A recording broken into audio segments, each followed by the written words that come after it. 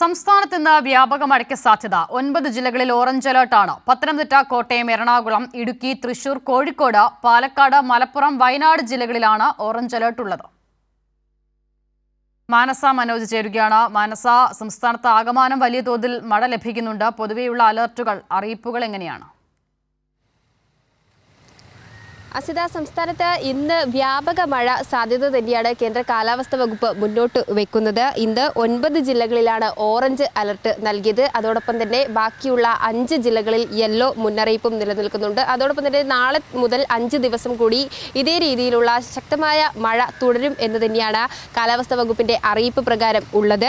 ഏതായാലും നിലവിൽ 9 ജില്ലകൾ എന്ന് പറയുന്നത് ഓറഞ്ച് അലർട്ടുള്ള 9 ജില്ലകൾ പത്തനംതിട്ട, കോട്ടയം, എറണാകുളം, ഇടുക്കി, തൃശൂർ, കോഴിക്കോട്, പാലക്കാട്, മലപ്പുറം, വയനാട് ജില്ലകളാണ്. അതോടൊപ്പം തന്നെ തിരുവനന്തപുരം, കൊല്ലം, ആലപ്പുഴ, കണ്ണൂർ, കാസർഗോഡ് ജില്ലകളിലാണ് യെല്ലോ അലർട്ട് നൽകിയിട്ടുള്ളത്. നേരത്തെ സൂചിപ്പിച്ചതുപോലെ തന്നെ വരും ദിവസങ്ങളിലും വ്യാപക മഴ സാധ്യത കണക്കിലെടുത്തിട്ടുണ്ട്. ഒപ്പം തന്നെ ശക്തമായ മഴയ്ക്കൊപ്പം മണിക്കൂറിൽ 60 കിലോമീറ്റർ വരെ വേഗതയിൽ വീശിയേക്കാവുന്ന കാറ്റിന് സാധ്യത എന്നാണ് വിലയിരുത്തൽ. അതുകൊണ്ട് തന്നെ പൊതുജനങ്ങൾ അതീവ ജാഗ്രത പാലിക്കണം. തീരദേശ മലയോര മേഖലകളിലുള്ളവർക്ക് പ്രത്യേക ജാഗ്രതാ നിർദ്ദേശം നൽകിയിട്ടുണ്ട്.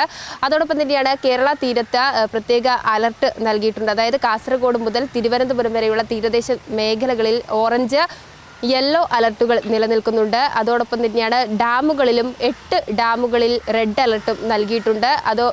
കൂടാതെ നദീ തീരത്ത് താമസിക്കുന്നവർക്കും പ്രത്യേക ജാഗ്രതാ നിർദ്ദേശം നൽകിയ സാഹചര്യമുണ്ട്. അതുകൊണ്ട് തന്നെ അപകട സാധ്യത മേഖലകളിലുള്ളവർ, താഴ്ന്ന ഭാഗങ്ങളിലുള്ളവർ ഈ രീതിയിൽ മഴ ലഭിക്കുകയാണെങ്കിൽ വെള്ളക്കെട്ട് പോലുള്ള സാഹചര്യങ്ങളൊക്കെയും ഉണ്ടാകും. അതുകൊണ്ട് അപകട സാധ്യത മേഖലകളിലുള്ളവർ അധികൃതരുടെ നിർദ്ദേശാനുസരണം മാറി താമസിക്കണമെന്ന നിർദ്ദേശം നൽകിയിട്ടുണ്ട്. നിലവിൽ കേരള, ലക്ഷദ്വീപ്, കർണാടക തീരങ്ങളിൽ മത്സ്യബന്ധന വിലക്കും തുടരുകയാണ്.